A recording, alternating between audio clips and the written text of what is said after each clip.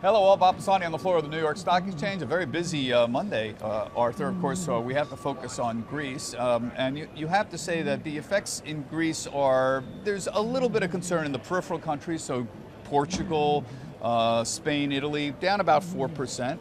Bond yields in those countries up a bit, but not dramatically. Banks are all down 5% or so.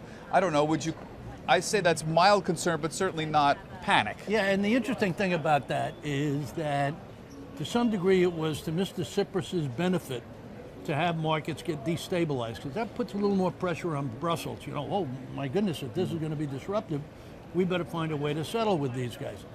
However, if they stay as contained as they are, there could be a backlash, because people say the markets are concerned, but they don't see it as a big deal. Yeah. So it could begin to work against them. We've got several other things going on at the same time.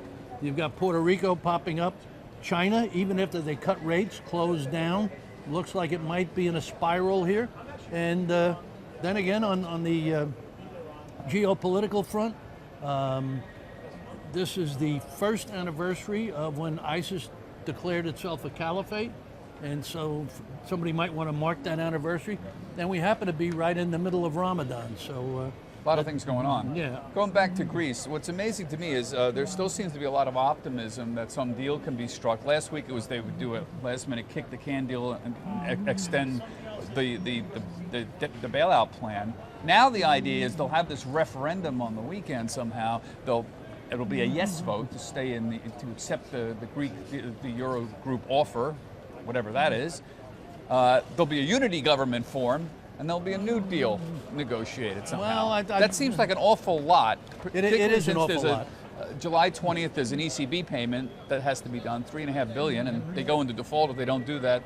I don't know, it seems like an awful lot of optimism here. If they're going to try for unity government, they're going to have to get somebody other than Tsipras out of the Hall of Fame. Oh yeah, because all of these Greek politicians believe that anybody who signs on and crafts an austerity program, your political life is over. You may have achieved something for the people, but you're gone after that. So it's going to be really tough to find a leader to come in. So as I said on camera earlier, I don't want to wish my life away, but I will be happy when this day is over. Yeah. So right now, Dow's down about 200 points as we go into noon here. So yeah, there are also some concerns about statements attributed to Bill Gross and to Larry Fink. Larry Fink's statements were in a filing on Friday that didn't pick up much notice. So both of them talking about slightly destabilized governments and markets, I should say. Okay. The answer is it's still up in the air. Now, the one good piece of news, I guess you call it good news, is they announced that banks would close until July 6th, and then this morning they say they're now going to open on Thursday. A little bit of confusion about this. Yes, but it depends on who you listen to, okay? That didn't come from the top. That came from one of the active politicians in Greece, but I don't know that it's policy yet. Yeah, okay. He's there every day talking about policy and whatever else he wants to talk about in these very confusing situations. We try to make sense of it. He's exclusively with us at CNBC.com. Have a good evening. Take care.